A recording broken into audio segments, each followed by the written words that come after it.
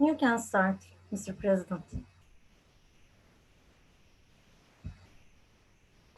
Thank you, Ram. Dear members, senators, you're welcome. Today we have a special guest from UK, Mark Smith, our assigned vice president. He's with us. For last 4 months, we shared a lot of knowledge with him, and he just supported us with every single moment. So today we're gonna speak with him about his JCI career, about leadership, and please feel free to ask questions. So he's now in the board and he knows a lot of things. Don't be shy. Please just ask. You can type on Zoom, you can type on YouTube. So, dear Mark, welcome. How are you? Brilliant. I'm very well, thank you. Can you hear me okay? I can hear you very well, yes. I Very can good. just see your mark, but I can hear. Yes, thank you. Thank you, Mr. President. I'm sorry, I've got my camera on, but I don't think it's showing for whatever reason. So It's well, not about you, it's about technical issues that yeah, we are living today. So thank you. no problem. So thank you for the warm introduction. Hello, JCI Turkey members, senators. I'm very pleased to be here speaking this afternoon.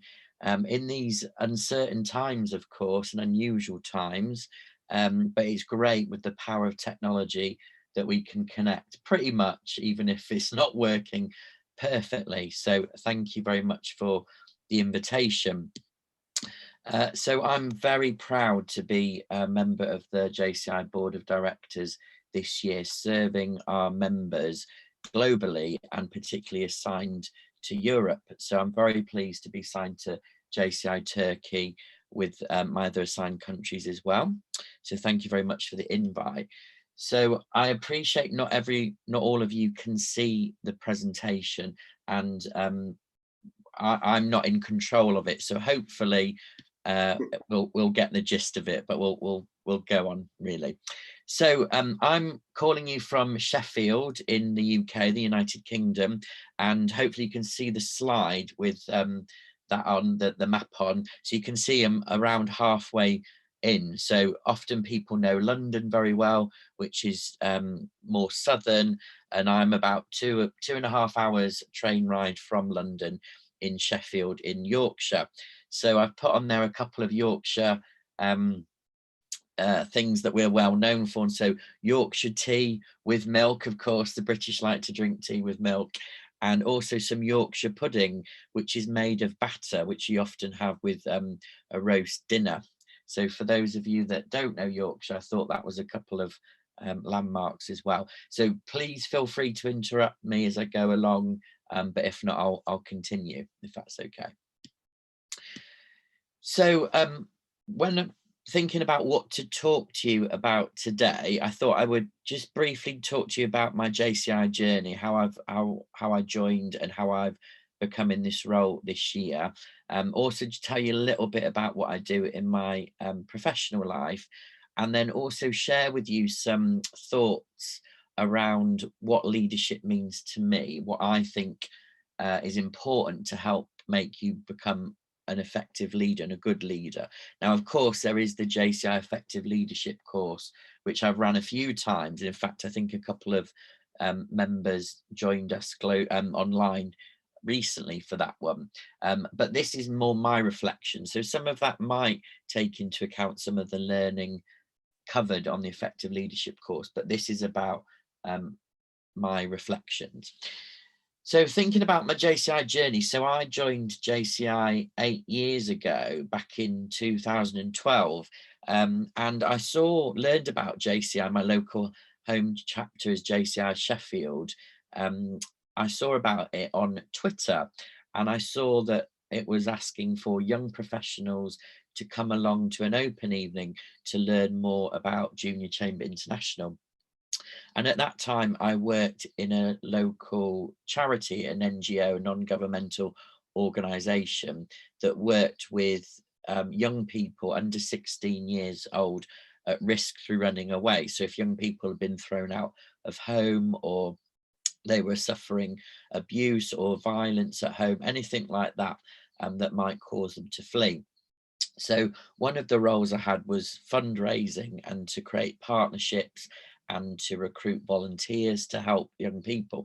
So I initially went along to the open evening thinking I might meet some young professionals that I could entice to get involved with the charity, maybe get some donations and just to network really. And I immediately fell in love with JCI. So the local president at the time spoke. The national president for JCI UK had come up to, well, yeah, had come up to Sheffield. She lived in London to talk about JCI, and I was really taken aback by the opportunity and how enthusiastic everyone was. So I joined JCI the next day. My employer actually covered my registration, and I was a very active member. That was, I think, May 2012. And in September that year, I also went to the first JCI UK Leadership Academy that was a weekend based loosely on what I now know as European Academy, for those of you that might have been on that really. And that was great. I absolutely loved it. So towards the end of 2012, I spoke to the deputy president of my local chapter, who was, of course, preparing to become the president in 2013. And I remember talking to him about, I really like JCI, I love it.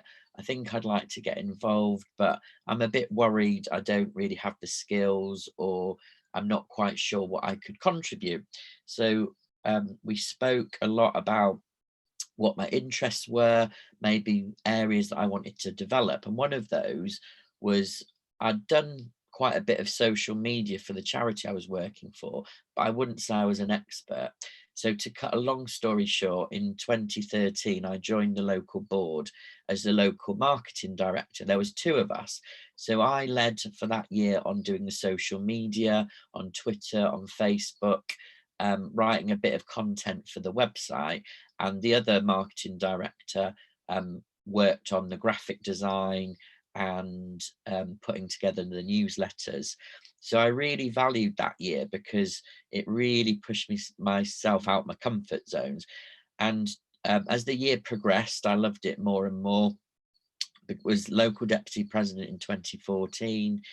And during that year, I went to my first European conference that was hosted by JCI Malta, which was absolutely amazing.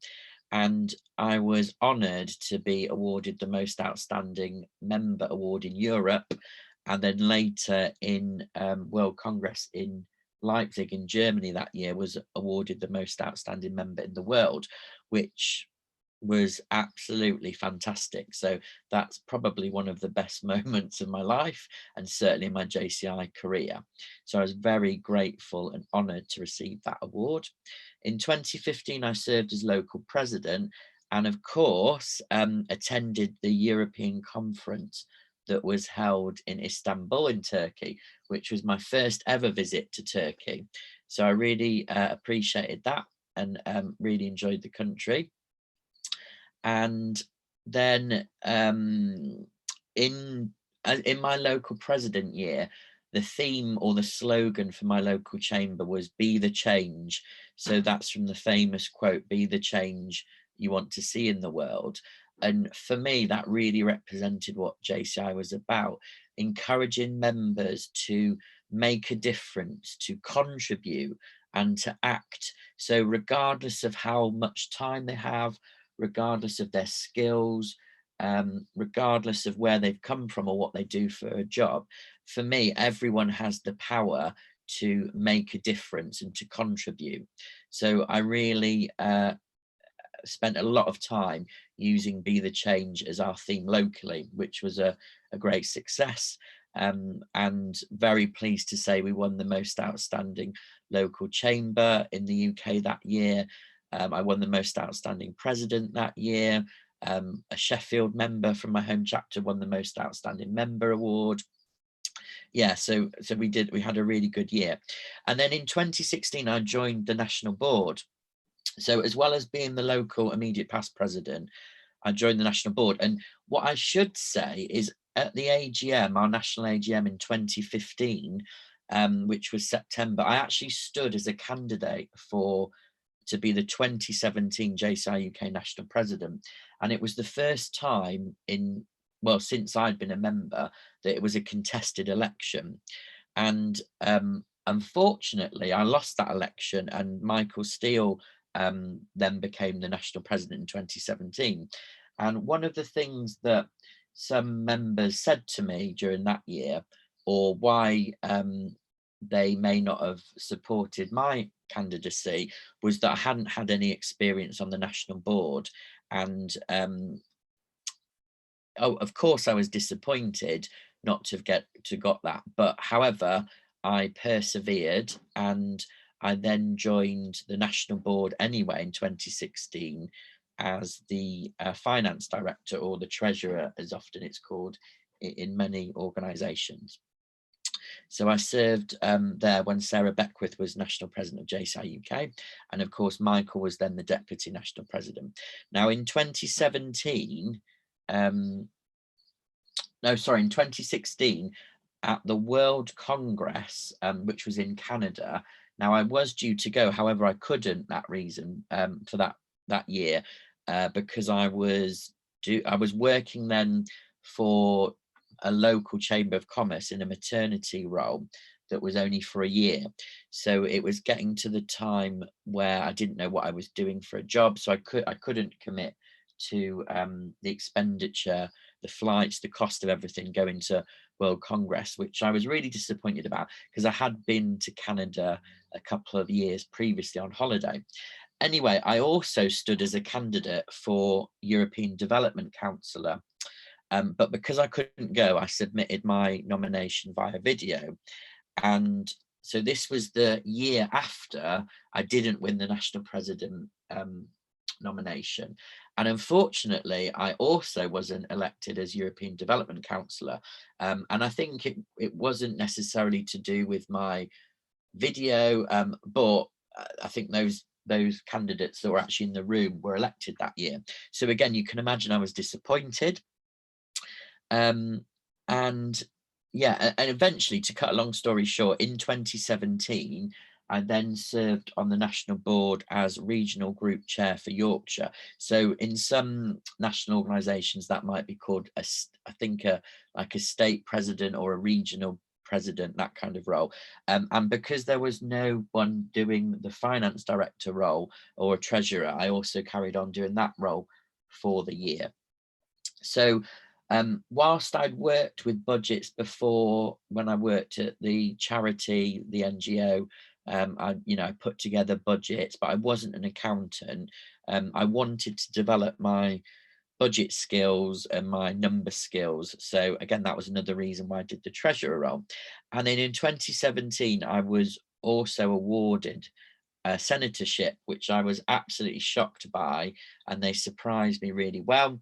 So I was hosting our regional dinner, and basically the host was playing a mock game of bingo, and of course, little did I know, but it was only me that had the winning bingo card, which had my senator numbers in. So that was an absolute shock to the system, but I was delighted to be awarded that. 2018, I served as deputy national president. So note, I stood again for the national president role. So in the UK, the election happens at the deputy national president role. I should have said that. And that year, I was the only candidate. So got it, but I was very pleased to finally get it, and then served last year, 2019, as national president for the UK. And then fast forward to today. So this year, last month, I turned 40. So it's my last year of JCI as a serving active member. So as well as being the immediate past president for JCI UK, this year I've got the honour of serving as an international vice president assigned to Europe. So that's a very quick whistle-stop tour of my JCI career. And like I said, when I first joined, I worked for an NGO, a charity, and and I worked there for 8 years, and then the charity merged with another national charity. So my role was made redundant. And then I worked at Doncaster Chamber of Commerce for a year doing a maternity cover as head of membership and business services. And so it was a 12-month contract. And if I'm honest, I think what got me that job was my JCI experience. So there were some things that that job involved that I didn't know about. So some of it was international trade, which I'd never done before. But some of it was training, which I knew and loved through JCI. And as head of membership, it was all about engaging your current membership, recruiting new members and adding value, which of course I knew through JCI. So, you know, I put down the fact that I got that job down to JCI. And then during that year, I did a lot of training as part of my job on business startup training, which I really enjoyed. And I remember thinking that if it wasn't for JCI, I wouldn't have learned so many business skills. So over the years, I've gone to lots of training on networking, how to describe the benefits of your business rather than the features, how to pitch, how to speak in public, how to work with people, how to recognize different personality styles, or how to manage cash flow, how to create strategy, all those sort of things that are relevant to business. And it is definitely through JCI that I've learned that. So fast forward to today, I do work part-time for 2.5 days for another charity, an NGO, working with young people in Sheffield. But I also run my own business, Make Your Mark, which is a training consultancy, so aimed at helping business startups, SMEs, small, medium enterprises and charities. So that's what I wanted to say about my journey, really. And going on to the next slide, which says opportunity. So I'm sure many of you know that JCI offers 4 key areas of opportunity. So business, community, individual or personal development or training, and the international side. And I think for many people, whether you've joined recently, whether you've been a member for years, a lot of people join maybe for 1 or 2 reasons. So for me, I joined for the individual, the personal development and the training, and also for the social aspect, if I'm really honest. So meeting other young people that are like-minded, that are enthusiastic, that want to make a difference was really important for me. And I'm not from Sheffield originally, so although I lived in Sheffield for a few years before joining JCI, a lot of my work colleagues were older people, older women that tend to be attracted by the charity sector. So, you know, I was looking to meet other young people to socialise and to develop myself. And of course, a few more years in, like I said, I've learned more about business, and then I started to taste the international opportunity. So as I say, going to my first European conference in Malta. Since then, I've been to World Congress in Japan. I've been to Japan a couple of times. I've been to Sweden. I've been to Turkey. I've been to Croatia, Czech Republic, Ireland, Scotland, the USA, all over the world, which I've been really fortunate that JCI has given me that opportunity. And not just in terms of going over there and going to countries for training or for meetings or for conferences, but really JCI has given me the opportunity to see how small the world is, if that makes sense. So previously, I wasn't into traveling at all. When I was a child, a lot of the holidays that me and my parents and my family went on were in the UK. So maybe to the beach, which, you know, isn't very warm in the UK, or to the New Forest, or to the Peak District or Lake District, you know, so countryside.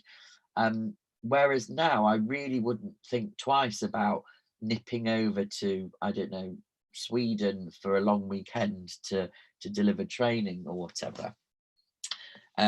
So yeah, so I would always say, and I know I think we've got many local presidents on the call today. So I would always say, really get to know all your members, understand why they joined and which areas of opportunity they're interested in. So for example, if somebody joined mainly for business reasons, then make sure you're telling them about the business opportunities. Yes, of course, tell them about community, individual and international, but make sure that you're tailoring all that message, because if they join for business reasons and you're just telling them about community opportunity, then they're likely to get switched off a bit, if that makes sense.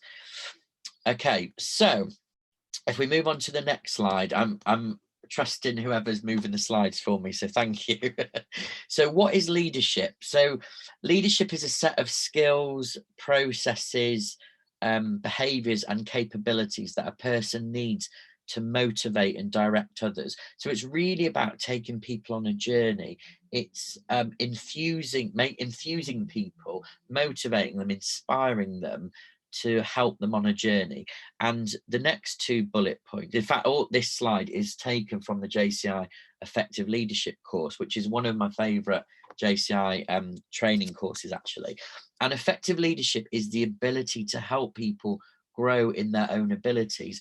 And that's why I say get to know your members and what motivates them, what's important to them. Because for some members, perhaps introducing a speaker at a local training event would be a massive thing for them, would push them outside their comfort zones. For other people, actually hosting a training or doing an interview or giving a presentation is more of a development opportunity. So whether people are ready to take 1 or 2 small steps or 5 or 6 big steps, it's all relative to them and their journey.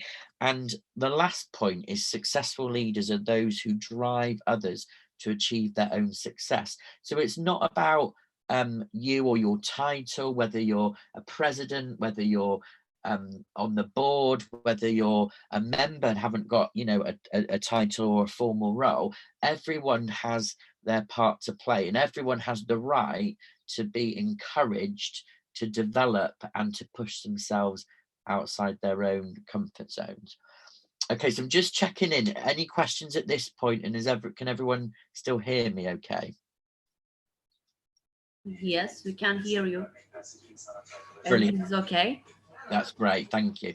So moving on to the next slide, which says the number 14. So when I was thinking about what I was going to talk to you about this afternoon, I wrote a few notes down, and it just happened to be 14 top tips or insights, if you like.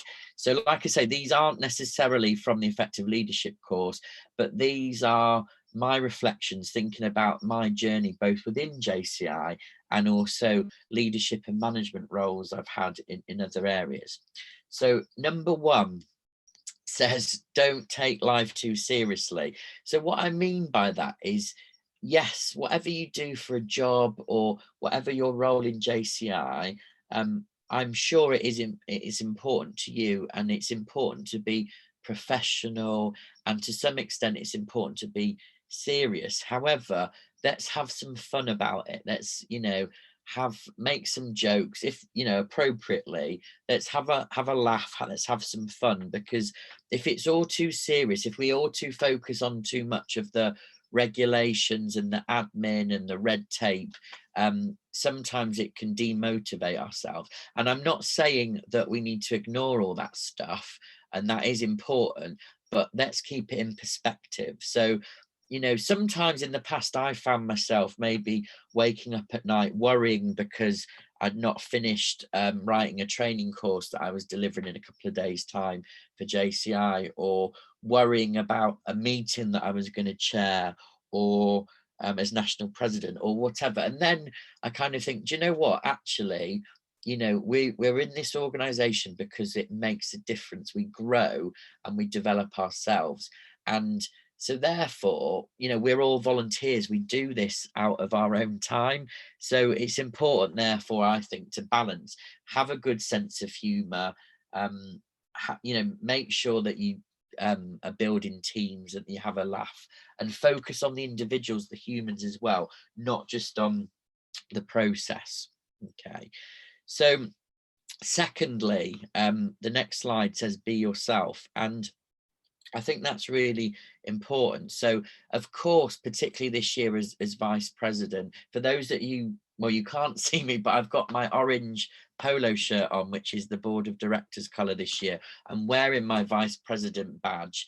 You know, I know you can't see me, but even though that's a bit of a uniform and there's protocol to follow, and you know, I'm trying to deliver a message, actually I want to be myself. I want to connect with you, even though we're, you know, hundreds of thousands of miles away. We're in different time zones, so the UK is 2 hours behind what it is in Turkey, but it's important for me to be approachable, for you to ask me anything that you want to. If I don't know the answer, I'll tell you. So whilst I'm honoured to be on the board of directors, and that is important, and I'm not belittling that or trivializing that, actually I am a human person as well. You know, I get upset, I get angry, I get worried, I get anxious, I have down days, I get excited, I laugh, I joke, I cry, I get hungry. You know, I'm just human as well, if that makes sense. So number 3, accept that not everyone will like you. And this is actually something that a friend said to me only in the last couple of weeks. So again, I'm sure, like in the UK, Turkey's in lockdown at the moment. So, you know, our ability to move around, to go to the shops, to socialize, to leave the house is limited and restricted, understandably, to help control and reduce the spread of the coronavirus. And yeah, it's so easy to get focused on people who don't like you, or who might make some negative comments about what you're doing or whatever. But actually that's all right. You can't please everyone. So rather than get hung up on that, just accept that not everyone will like you. Not everyone will like the decisions you make in JCI. Not everyone will like, I don't know, the training that you give or the message you're giving. And that's okay. You can't please everyone all of the time. But hopefully if they can take something away from what you've done or you've said, that will still have a benefit. So that's a recent one that's really resonated with me. So number 4 is respect is the key. So that is about listening to others, and that's about recognizing that everyone has a contribution to make. So regardless of where they're from, what background they are, you know, what experience they've got, whether they own their own business, whether they're employed, whether they're a student, whether they're unemployed. It's about respecting that everyone has a part to play, and also to treat people how you would expect to be treated. I think that's the key. So putting yourself in somebody else's shoes, or seeing something from another person's perspective, is really key. And if you don't like it, or if you wouldn't like somebody doing that to you, then really don't do it to somebody else. Okay, moving on. Number 5 is about listening to others. And by that, I don't just mean listening to the words they say, but really connect, really understand. Don't just listen to answer or ask a question, but really hear what somebody's saying, take it in. What are the words they saying? How are they saying it? What body language are they using? You know, do they look agitated? Are they scared? Are they confident? Are they nervous? Really listen to what people are saying. And then that leads on to number 6, be present and engaged. So, you know, how many times have we been in meetings or even social events, like on that slide, where we're too busy catching up on WhatsApps or texting or checking emails, and not actually really engaging or listening to people. So that's, I think, a really important one. And the other thing is to realize that there's only so much energy you have. So again, I don't know if, like me, you've been on lots of conference calls or Zoom meetings, or lots of you know, phone calls. there's only so much people can listen to or have energy for in a day, and it's okay to go, do you know what, actually I'm not going to join that Zoom call tonight because I can't hear anymore, or I haven't got the resources or the energy to connect. And for me, sometimes it's better not to be physically present or to join a call and be disengaged, if that makes sense, rather than be on a call and you're not listening or you're not focusing. Number 7, and these aren't, I should say, these aren't in any particular order or of importance, but number 7 for me, a good leader shows vulnerability.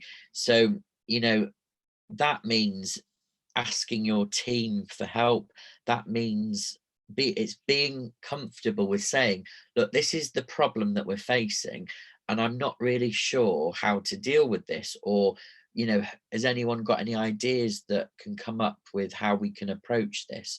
And one of the things I did as national president last year, not all the time, was occasionally there was things that came up and I really wasn't sure the best way to proceed with them. So I, in my national board meetings with my board, I would say, okay, has anyone got any experience of this? What are people's ideas? What do you think we should do? Now, of course, if every issue, every problem that you're facing, you say, I don't know what to do, that's different. Some people might say, that shows signs of being a weak leader. But I think it's okay sometimes to be vulnerable and to say, I don't know what to do here. Or even, do you know what, I feel really stressed here, or I feel quite upset here, or I feel anxious about this, because that makes you human, and it goes back to people respect you then, and it helps to build trust. So number 8, admit when you are wrong. So I'm sure you know that 2 + 1 doesn't equal 4. And again, the other thing I've learned is that, particularly as a leader, you in JCI and outside of JCI, you are required to make decisions often, and some of them might be quite minor, some of them might be quite quick decisions, and others can be really significant decisions.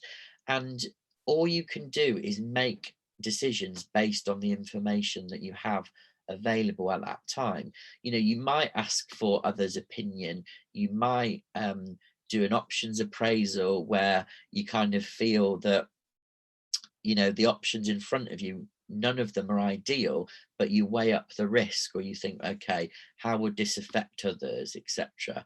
And sometimes after making a decision, you might realize with hindsight or afterwards, well, actually that was wrong, or I should have made a different decision. Or often other information comes to light that if you knew that at the time you were making the decision, you may make a different decision, if that makes sense. So being able to say when you've got something wrong is about being humble, and it's about being confident and secure in your own self, I think, to say that and to admit that you're human and that you don't always get it right. Certainly last year as national president, this year as vice president, there's things that I've done afterwards that I've thought, if I could jump in a time machine, I would do that differently. Or you might have upset somebody by accident, and that might not have been your intention, but it's okay to say, I'm really sorry that I did that and that upset you. I'm really sorry that I did that and that happened. Okay, so moving on, number 9, be open and transparent. So for me, I like to use the words open and transparent rather than honest. So I don't know if there's, the saying, but people often say, to be honest with you, and I might have even said it on the call today. But again, a friend once told me, made the point about using the word honest, because if you say, if I'm honest with you, I don't like that dress, or if I'm honest with you, I feel upset at the moment, or whatever it is, by saying, if I'm honest with you, it almost implies that I am being honest with you now, but actually on other times I'm not being honest, if you see what I mean. So for me, I like to use the word, well, the culture of being open and transparent. So again, that also feeds back to vulnerability, and it also feeds back to admitting when you've made a mistake or got something wrong, because people will respect you more if you go, actually, right, I made this decision, and with hindsight now, if I could go back, I would have made a different decision, and the reason I made that decision was X, Y, and Z, if you see what I mean. And now, of course, sometimes it's not always possible to share everything or to be completely open and transparent, because there might be commercial information that's commercially sensitive, or there might be confidential information that you can't share, in whether it's in JCI or whether it's in your business life or at home or whatever. But broadly, I would always say encourage to be open and transparent. So moving on to number 10, do what you say you're going to do. So this helps build trust. So if you say you're going to ring somebody next week, make sure you ring them. If you say you're going to write a training course, write that training course. Whatever it is you're going to do, you say you're going to do, always follow through. And if you can't, then go back to the person, because that builds your credibility, it builds your trust. And again, it goes back to, okay, somebody might not always like you as an individual, or they might not like you as a leader or what you're about, but they will respect you if you do what you say you're going to do and carry that out. And again, the caveat to that is we're all human. You know, I forget things sometimes, or the other day, my WhatsApp went down for 2 days and I felt like I was completely cut off. So one of the things that really made me feel anxious was the fact that, what if I've asked somebody, what if I'd agreed to do something for somebody and I've forgotten and they can't remind me, for example. Okay, number 11 is around developing your self-awareness. So for me, it's really important, and this goes back to your personal development and the individual opportunity in JCI, getting to know yourself, getting to know what's important to you, what are your values, what are your goals, what are your ambitions, what makes you angry, what upsets you, what's important to you. That's really important, because if you know yourself and you're comfortable in that, then it really forms a foundation for me when you're working with others, when you're in JCI, when you're you know, in business, at school, at university, at college, whatever, even at home. So it's knowing what pushes your buttons, if you know that saying. And that leads us to number 12. Once you know yourself, you can then also use your understanding to learn about others and try and understand what other people's needs are, what point of view they're seeing the world from, and what's important to them. Because if you understand where they're coming from, or if you can see their point of view and their perspective, you can then adapt your behavior, your approach to meet their needs, their wants, how they see the world. And that goes on to, I'm sure many of you will know this already. For those that don't, in the Insights Discovery personality model. So for those of you that have ever been to European Academy in Sweden, or you know, you may know about this, you may not, but I absolutely love it. There's loads of different personality models out there, but I like this Insights Discovery model because I think it's so simple. So for those that don't know, and forgive me for those that have heard of it, maybe this will be a recap. The theory is that in every person, each person has 4 color energies. So blue, green, yellow, and red. And each of those color energies are associated with certain characteristics. So as it says on the screen for those that can see, so cool blue is very precise, objective, detached, analytical. They like detail, they like to think things through, they don't like to be rushed, and they like to scenario plan or assess the risks. Okay, so if I did this, that would happen. If I did this, that would happen. So which would be the best to do? They're very considerate. They're detailed. They like to consider all the options. Now, moving on to Earth Green, that's somebody that very much is in tune with others. So they're empathic, they like to understand others, they like to be on the same wavelength. Being liked is important to them. So as it says, the Earth Green, so they're still, tranquil, calming and soothing. And somebody with high yellow energy or sunshine yellow is cheerful, uplifting, spirited and buoyant. So they like to be the life and soul of the party. They've got lots of energy. They tend to be extrovert, gregarious, if you know that word. And they don't like to be on their own. They like to be doing stuff with people. And finally, those with high red energy are positive, affirmative, bold and assertive. So they're very much task driven. They like to get things done. They will, I was going to say, I don't know if you know the saying, beat around the bush. They don't want to procrastinate or waste time considering all the options. They'll just want to get things done. So and the theory is that in all of us, we've all got those 4 color energies, and certainly probably as I've described that to those that haven't heard of it before, you may identify with at least a couple of those colors and you think, yeah, that's really like me. And maybe 1 or 2 of those colors you think that's really not like me. Now, with all these things, on a good day, there's positive characteristics about the different color energies. But on the flip side, on a bad day, there's some negative characteristics about them. So, you know, like I say, for example, on a good day, somebody with high blue energy is considerate, they're detailed, they like to weigh up all the options. But on a bad day, you might describe them as being stubborn or stuffy or procrastinating or not being able to make a decision, if that makes sense. And the reason I share this slide is it helps your understanding of other people, because depending on what color energies they're predominant in, so even though the theory says we've got all those 4 energies, some people might be high in 1 or 2 of those energies or 3 of those energies, or some people might be high in 1 of those energies.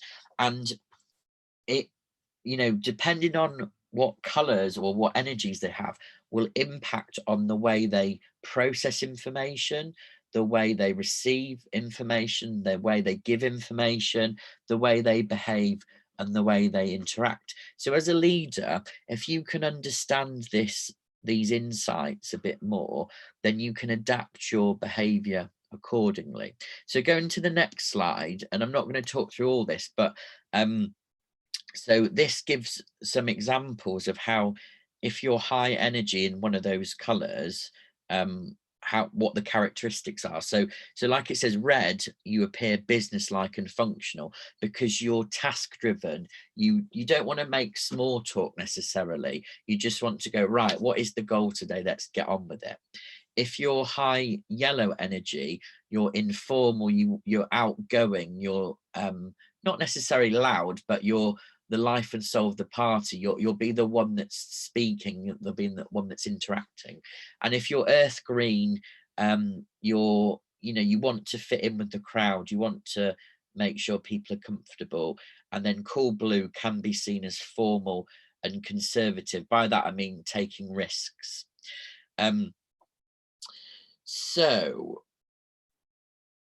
So in terms of JCI, for example, if you can understand maybe what color energies are predominant or your members have, then you can adapt your message.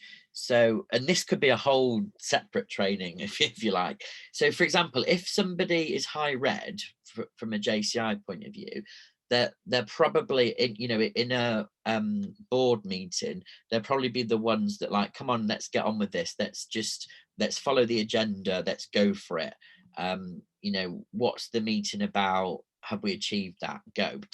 whereas somebody with high yellow energy probably might not stick to the agenda.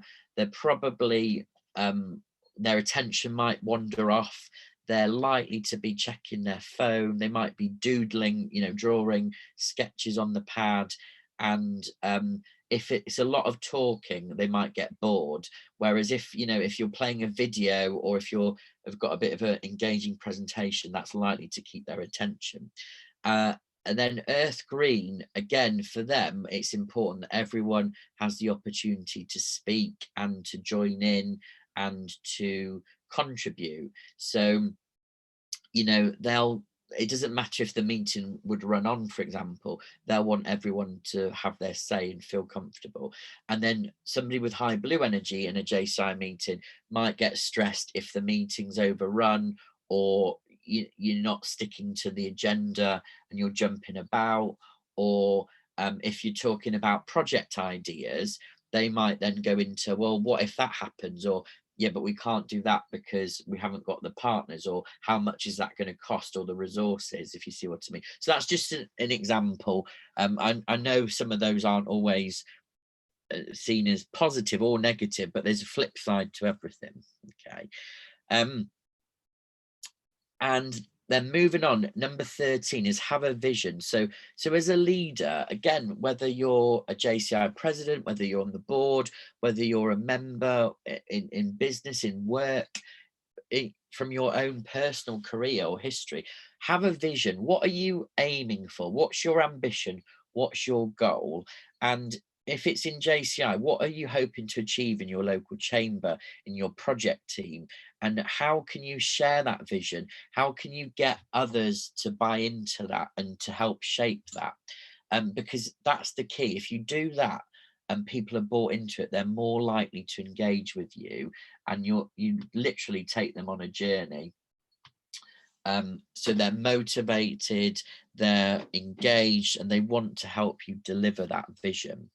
So again, as national president last year of the JCI UK, we had a national plan of action, which actually I deliberately called a plan of impact. So and we made sure that the members were involved in building that. So when I was deputy national president, we held workshops, I did online surveys, I made myself available on Facebook at certain times, so any member could connect with me and to share their ideas. So that got people's buy-in. And then as a national board, we regularly reviewed how we were delivering on that plan on a quarterly basis to make sure that we were on track. And there were some things in the plan we didn't do in the end because of circumstances. So it might be that was the responsibility for a certain member or a certain project team, and for whatever reason they couldn't fulfill that. Or it might be that there was something in the circumstance or environment that impacted on whether we could deliver on that action or whatever. But rather than get diverted by adding new things into the plan, we constantly monitored the plan that we agreed to. And a couple of things came up that we were like, oh, we'd not thought about that. Should we do that? And actually the board said, well, no, because we've got our plan. This is our focus. Let's carry on that. And that brings us nicely into the last but not least one, which is having the focus. So particularly if you've got high yellow energy, it's easy to get distracted by new ideas, new initiatives, new projects. But if you've got a plan, if you've got a strategy, if you've got a vision, if you've got that shared goal, focus on that. Don't be distracted by other things. And if you want to change your vision partly, or if you want to add new things in, that's okay, but make sure it's part of a considered discussion, and that's done collectively. Okay, so that brings us on to pretty much, that's the end of what I wanted to say. So it's any questions, the next slide, and the slide after that is those 14 points in summary. So I hope that's been useful. And like I say, they're not necessarily right or wrong, but they're my reflections and they're my considerations, what I think is important. So particularly the ones around being authentic, being genuine, having fun, admitting your mistakes, well, all of them really. So I'm very happy to take any questions, or I'd be really interested in if anyone's got any thoughts or comments on anything that I've said. Are there any points that you particularly agree with? Are there any points that you disagree with? Are there any points that you've not considered before?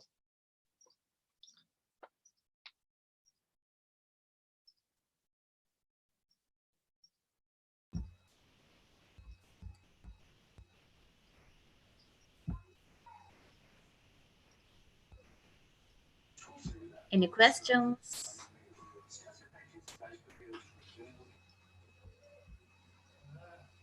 May I? Please, Daria. Sorry, I'm trying to open. Yeah, sorry, I'm with my home outfit. Is why No I don't problem. want to show the camera so much. Thank you so much, Mr. Vice President. It was really a beneficial presentation. I loved each items, but especially understanding others, because I was unfortunately not able to attend the European Academy in Stockholm, in Sweden. Sorry, we were late to register, but it was really a nice compile of what you should be doing during our leadership. I would like to ask you regarding the sustainability of the local chapters in JCI, because different from many of the NGOs, the term to take a duty here is only 1 year. It is short, but it's also long enough. What I'm curious about is, because leaders comes and goes, but the members stays, the perspective that the leader is bringing to the chapter can be unstable, because my choice as a leader can be different from the prospective leader or from the previous leader. And in this way, the vision and also the path and the priorities of the chapter changes yearly. Yes. And this may affect the profile of the chapter, and also the request, the expectations of the members while they're staying there, keeping on the chapter. I wonder, what was your solution to this problem? Not problem, I must say, this feature of the JCI, the nature of the JCI, how to keep the sustainability and the stability of the chapter. Thank you. Yes, thank you. That's a really good question. I think there's a few answers to that, or a few thoughts, I would say.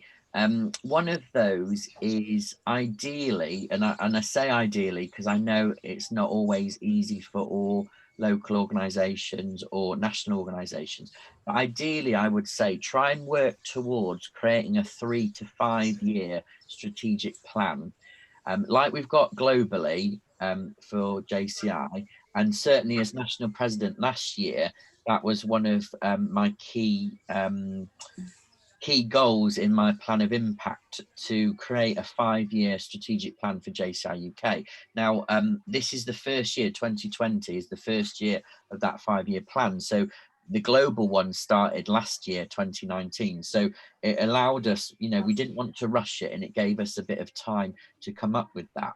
And through that, we held some focus groups with which any member could come to.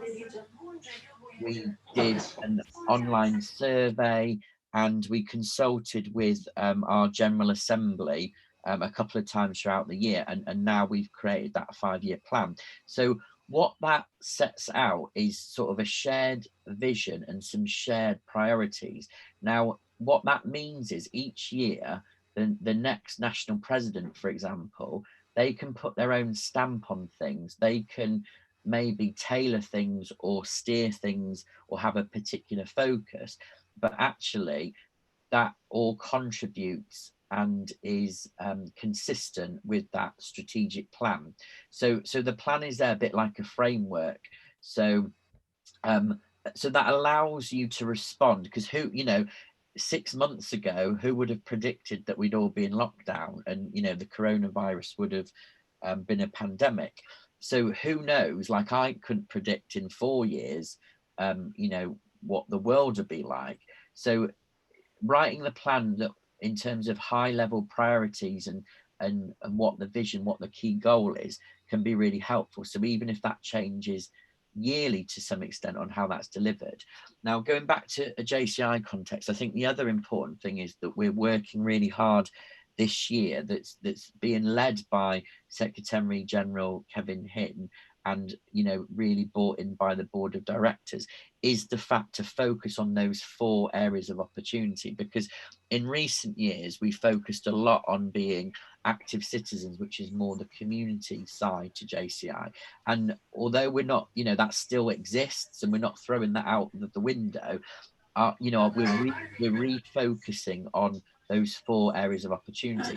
So that, therefore, it allows local organisations or even national organisations maybe to have a slightly different flavour or focus. So in the UK, for example, we've got some local chapters that may be more business orientated, others that are more training focused, but they're all providing over those 4 areas of opportunity, and that's okay.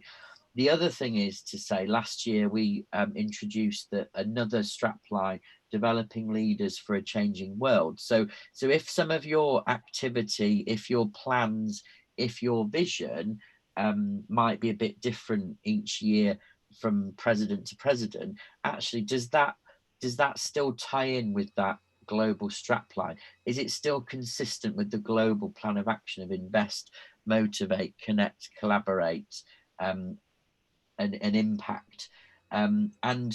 And how do you involve your members? How do you communicate with your members? Because you rightly said it's about expectations.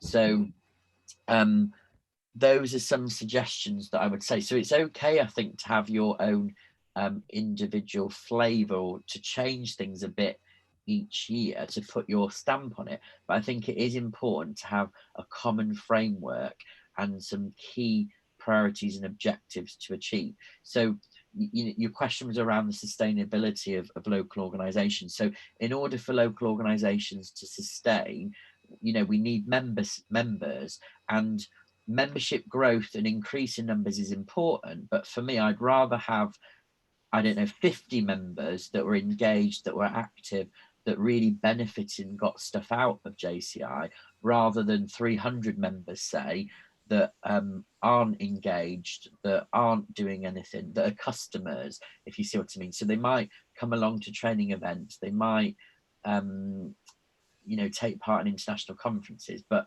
they're consumers, they're not giving back, they're not leading projects, they're not developing those leadership skills. So hopefully that answers your question, but very good question. Thank you so much. It was absolute answer. Just one comment. This is from your last view. This is what I'm also considering. Leaders can make a change and make a difference in the local organizations, but the members should be engaged by the local chapter itself, not only by the leader. I mean, they should not get apart or just come into the organizations for a personality. This is why I was saying, because the leaders are giving all the freedom to enjoy in order to develop themselves. But sometimes I feel like there's comparatively little emphasis is given to the consistency of the institution itself, local one. Most emphasis is given to the development of the leader. This was my concern, and thank you for your comment. And this is Derya Baykal, President of JCI Ankara. Thank you very much.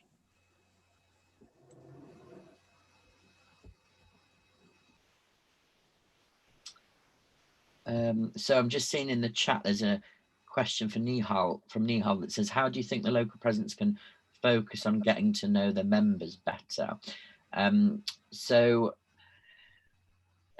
I think one of the things is understanding how big your local chamber is. So, you know, I know Turkey nationally has got about 700 members, I believe. So, you know, some of your local chambers will be a lot bigger than, say, other chambers in your country, or even, you know, compared to my experience in the UK, for example. So, you know, if you've got 100 members in a chamber, for example, or 20, then that might impact and affect how you can get to know your members better. But for me, I think there's something about the methods that you can do. So, you know, by making your email accessible, by connecting with people on Facebook, if you're happy to do that, by connecting with them on LinkedIn, being on Twitter, whatever it is. So there's the mechanisms, that's one thing. But for me, the biggest thing is about the culture. So being accessible, being approachable, being genuine. So yes, you might have the title of being local president, which I think is probably one of the most important roles in JCI, after being a member, if that makes sense. But yes, like I said before, there's protocol around that, and it is a privilege and special role, but that doesn't mean to say you're better than anyone else. So it's be connecting with people, and certainly going back to my working in the charity days, our founder trustee, so my old boss, I always remember, she was you know, at a fundraising event, she'd be at the front, you know, dressed up, giving the welcome speech, giving the motivational speech, thanking people for their donations, telling stories about why they should support the charity and the impact they make, their donation help will make on vulnerable young people. And then 10 minutes later, she'll be backstage, literally on her hands and knees, scrubbing the floor or emptying the bins or making the tea or washing up. So again, that's, for me, that's been about humble and being prepared to literally get your hands dirty, if you like. Now, you know, that doesn't mean to say you have to do everything, of course, but the point is about the culture and being encouraging, being humble and really connecting with people, I think, if that makes sense. Also, we have another question from Nisan. Nisan had been raised a hand. Can you open your microphone, Nisan? I opened, and I hope my voice is coming to you directly. Is it okay? Yes. Hello, Mark. This is Nisan from JCI Turkey, and also former president in 2018 JCI Beşiktaş chapter. Hello. And it was really nice to see you here, your presentation and your speeches. And I had some notes while you were talking. Maybe it's going to be a little bit private, but I'm really interested in your leadership, because this is also leadership insights training we are taking from you now. I was also checking LinkedIn profile of yours to looking your job, and you are giving some services for your own company, as I understood. Yes. I really wonder. You mentioned that you love to meet new people, and I guess this is gave in the past to you some motivation, and you did join to JCI. Yeah. And you had a past like since 2012, if I'm not wrong. And could you a little tell us a little inspiration, maybe your words? What would happen if you don't have your life JCI? This is my first question. Good question. And which part of your skills and community in personal life, in maybe job situation, which part of you think that you would miss if you didn't meet with the JCI? And the other one is about mistakes. You mentioned that we should admit if we are wrong, but you know, we are facing in some part of life really strong situations, and at that point, as an active citizen and trying to be leaders in the community that we are living in, what would your suggestions if we admit our wrong? should we correct the mistake all over again, or we should continue to the situation with our mistakes and trying to the correct one? This is my question. Great. I hope I'm. Yes, great questions. Thank you. So firstly, what would happen if I didn't join JCI? That would be a very simple one. I would not be anywhere near the person I am today. So in terms of skills, in terms of experience, in terms of outlook on life, you know, I wouldn't have traveled a lot of places in the world. JCI has been absolutely incredible. So, you know, thinking of back to how I was in 2012, I was relatively confident, and I'd learned that through the jobs that I'd done and through going to university, for example, which I was fortunate enough to do. But I was very conscious of my confidence, if that makes sense. So if I had to give a speech, then I would do it. I wouldn't be shy, but I would be very aware that I was doing it. You know, I'd get the butterflies. Whereas fast forward now, you know, with all the experience I've had in writing speeches, giving speeches, hopefully I'm a lot better public speaker, and it is learning by doing, and, you know, learning in a safe environment, having people encourage you and support you. And one of the reasons, you know, why I'm serving this year as vice president is because I remember when I was a member, when I first joined, you know, the people around me that encouraged me, you know, former local presidents that asked me to do things, that would, you know, praise me and give me feedback when I did something well. And you know, part of the reason why I want to do this role is to pass that on, I think. That also the people I've met, I wouldn't, you know, a lot of my closest friends now I've met through JCI, even if they're not necessarily members now. I've literally got friends all over the world. You know, JCI UK each Friday, for example, has a coffee morning online for half an hour. And on Friday, Sam, who was last year's national president of JCI Australia, joined. We were at JCI Academy together.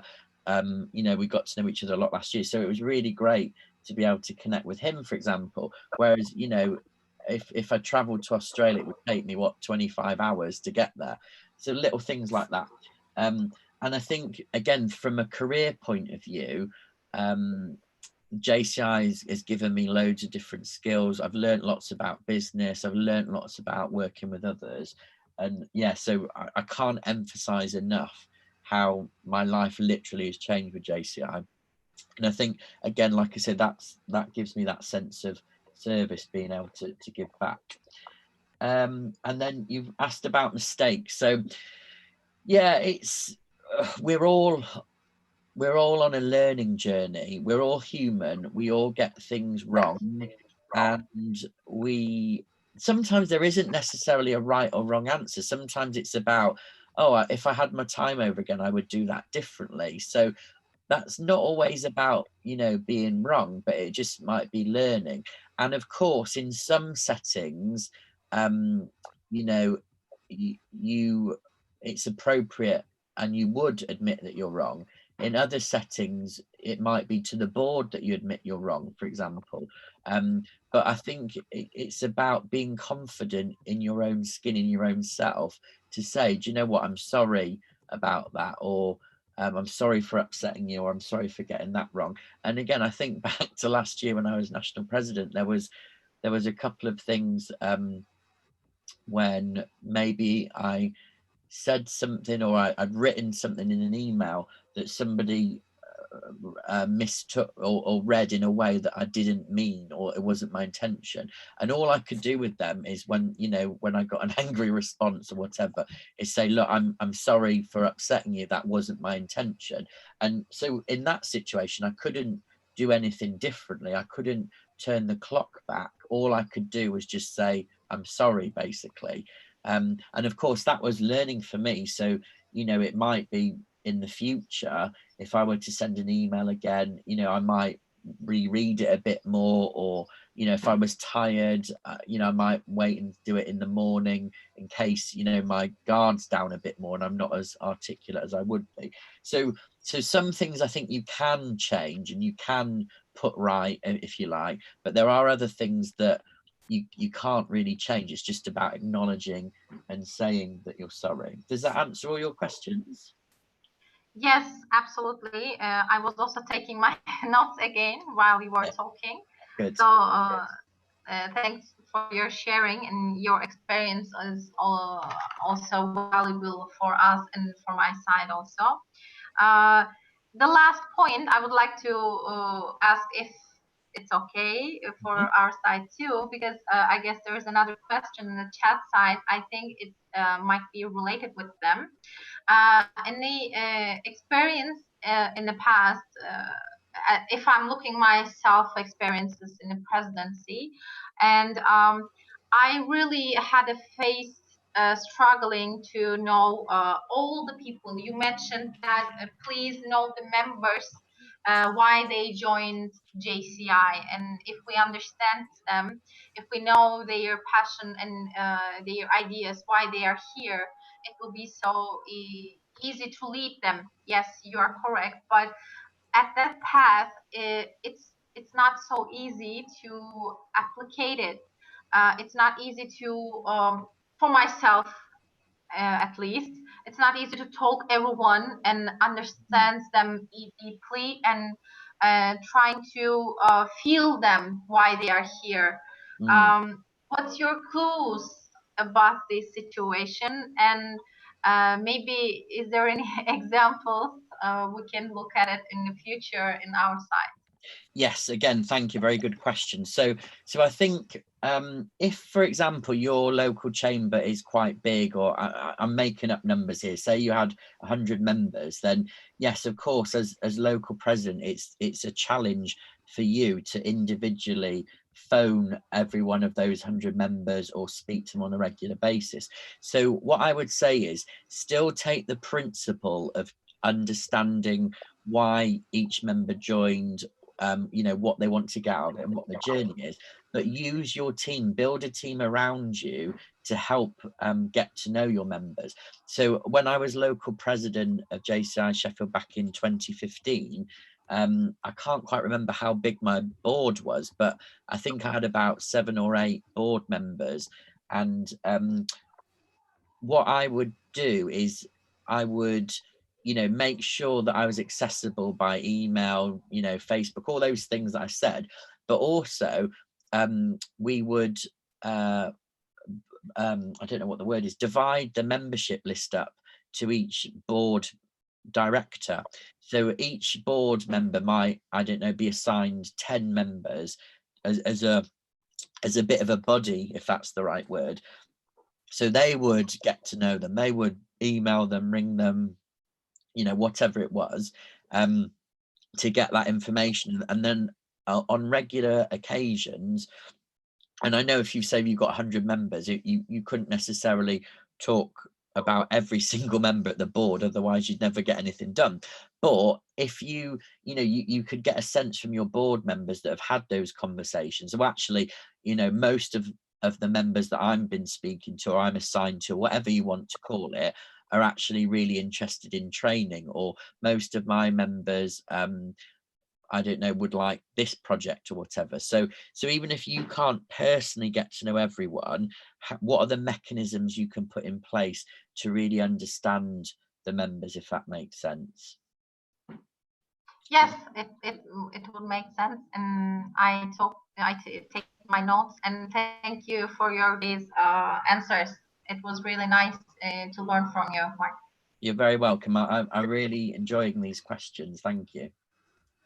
Thank you too. Yeah, if you have any question, I see that Erol, our senator, want to ask speak. Please continue. Dear Mark, hello. First of all, this is Senator Erol Kanat from JCI Adana. Hello. It was very nice to meet you. And the second point that I would like to say is, I don't know if you know that we have a twinning with Sheffield, between Oh. Sheffield and Adana, exactly. That's why this is double more nice for me to meet you here, to welcome you here again, and hope to see you also personally in a very near future. Thank you. I didn't know that. I didn't Well, know. the speech and seminar and the presentation was really for me perfect. Thank you very much. You couldn't summarize JCI better than this. I think no one could summarize better than that. Regarding the colors, well, I see that I wear today a brown colored t-shirt, which is for the mixture of all colors. So I have from everything a little bit, I believe, as all of us. The colors may, well, okay, tell a lot of things to you regarding your personality, but it's also varying from time to time, which is making us a human being. And this is very, very important. That's why we are loved. That's why we are liked. That's why we have our friends, and that's why everyone is remembering us. And for this reason, I would like to say, well, the colors are saying everything. You are right. I hope that everyone can change his color from the wrong color to the correct color with the help of JCI information, seminars, friendships, which will support them to being a better person, which will bring also in the future for them the leadership. I hope to see you also soon. I have to leave. I just would like to say hello. Thank you again for everything. Brilliant. Thank you. You're welcome. Welcome, welcome, welcome. Hope to see you also in Adana very soon. Thank you. And I think that's a good point. So often people ask me what my color energies are, and I've had the actual profile done a couple of times with a few. I would like to hide it, maybe. That's why I wear this brown colored t-shirt. Excellent. But again, for me, it's part of that self-awareness, which is so important. So you know, I'm quite high blue and high green energy, believe it or not. Then less yellow, and then only a tiny bit red.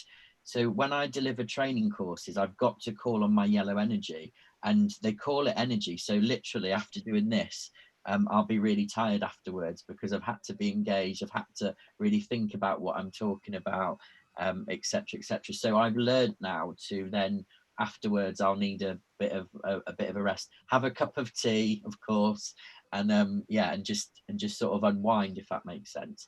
And then going back to the point I made about accepting that not everyone will like you. So again, thinking about my green energy, so you know, that's really important to accept, because as high green energy, you know, I want to get on with people. I want people to like me. I want people to find what I talk about interesting or useful, but not everyone will, and that's not my fault, you know. So again, those are just a couple of examples where I've really had to learn and think about knowing myself, and then that's helped me with my how I go about everyday things. Mark, that was my point of view. Thank you. You understand it very well. Thank you. Okay. Well, see you very soon again. Hope so. Yes. Thank you. Thank you. Thank you. Thank you, our senator. It's so nice to see you and in your comments. For a long time, our national president is raising hand for the speech, but I will wait for the other our members' question and answers. So till you add your comment, if you want to add a comment or ask a question, you can write from the chat, or you can get a speech from the participant side. When you click on the participants, you will see a raise a hand button, and then I will give you a prioritization based on your turn. And your speech, your turn, dear President, for your for your question. Thank you, Ira. Dear Mark, thank you for your presentation and speech. It's nice to listen from you about what you think, how leadership works. Mhm. So in this case, you are talking about strategic plan. And I want to ask you, after the COVID situation, in this situation, in pandemic situation, what did you change in the action plan as the board of directors? So what is your way, and what did you make slow, or how does it work? Like you had some hard decisions, like conferences, congress, the rest of the things. How does it work on your side? And I know it's not easy to be a vice president in this year, so you can't visit your assigned countries, etc.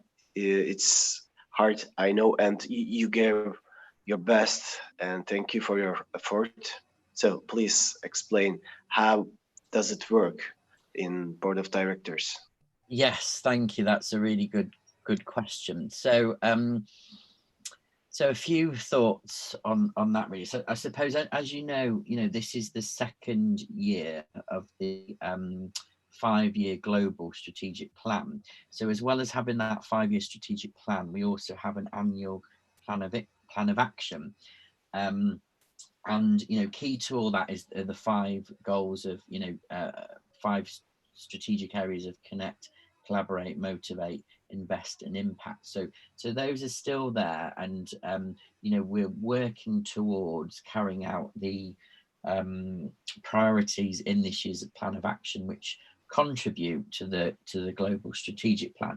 And one of the emphases about the global strategic plan, 2 things I think to say is one, that JCI will be the organisation that connects all sectors of society. So that's government, that's civil society or NGOs, and that's business private sector as well. So that still remains, nothing's changed there. And I think that's really important when we think about how are we delivering on the 4 areas of opportunity. Also, how does that contribute? How is JCI positioning yourself and ourselves locally, nationally and globally to be that organization that connects all sectors of society to create sustainable impact? So that's one thing. The other aspect and key part of the strategic plan is around accelerating transformation, and I think that's so relevant, particularly in this current crisis. So what we've seen is JCI on a global basis, on a national and on a local basis, literally having to overnight adapt its model, adapt the way we deliver things, working to deliver things online, through Zoom, through Skype, looking at how we can still stay connected to our members even if we can't physically meet up. So those principles, I think, still remain the same, being the organisation that connects society, and how do we accelerate transformation? How can we respond quickly and rapidly to the current challenges and opportunities we're facing? And then I suppose there are some specific things. So, we're only in May, so we're only in the 5th month, so we've still got a long way to go. We're all still learning as the board of directors. We're all still members. We are all still human. We get things wrong. We get upset. We get excited. We get happy. We get sad. And we're still trying to deliver on the current plan of action. Now, you mentioned the conferences. That's an obvious one where there's been a massive impact, unfortunately. I know I speak for everyone when I say how gutted, how disappointed, how frustrated we all are that, unfortunately, European Conference in Dublin can't happen this year, and nor can a lot of other conferences. But what that means is we are working very hard behind the scenes as a Team Europe. So that's the Europe board, and also with the European Development Council, to put on an online offer. Now, for those of you that get the European newsletter, I think there was one that came out the other day. So that's alluded to or referenced the fact that we are working on this program. So we've not got the detail yet to announce, but you know, that's how we are adapting. You know, of course it won't be totally the same as if we're all meeting up together, you know, the parties, the social, the hearing the keynote speakers, engaging in the competitions, the opening ceremony, the awards, all that kind of stuff. But we are doing our best to bring as much of that as possible as we can to an online audience. And of course, we're all still learning by doing as well. And, you know, we're learning from each other. We're learning from the countries that we serve as well. And, you know, I'm really fortunate. So I'm assigned to Bulgaria, Croatia, Czech Republic, Monaco, Poland, Ukraine, as well as Turkey. Now, I've only managed to do one country visit to Poland. That was in February.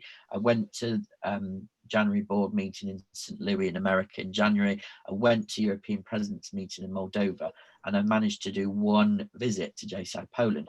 So whilst being a vice president, and a big part of that role is the country visits, actually for me it goes back to leadership. And leadership isn't just about turning up physically. It's about all those other things I've said. It's about connecting with people, inspiring people, encouraging them, helping them.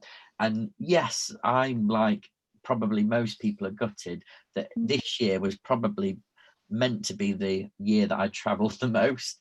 And ironically, I probably will and have done the least travel I've ever done in any of my JCI years of membership. However, I like to think, I hope that I'm still fulfilling my duties, still telling a story, still encouraging people and still helping people. And, you know, whether that's connecting and helping with the national presidents, or whether that's, you know, talking and responding to members, I'm very happy to do that. So please reach out and you know, please ask me things. So hopefully that answers your question. Thank you, Mark.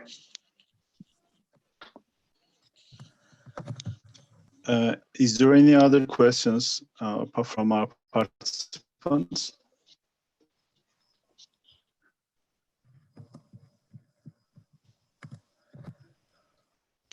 I think there is no. Also, our is up. It was very fruitful session, dear Mr. Vice President Mark. You're welcome. Thank you. Despite the technical issues, we could happen the session together with you, and I hope we will do it later again with you. It was very great to host you again. Thank you very much. Thank you for the invitation. Thank you everyone for your patience, and also thank you for your service. So although we are in these difficult and challenging times, please don't let that stop you continuing to go out and make an impact. Thank you.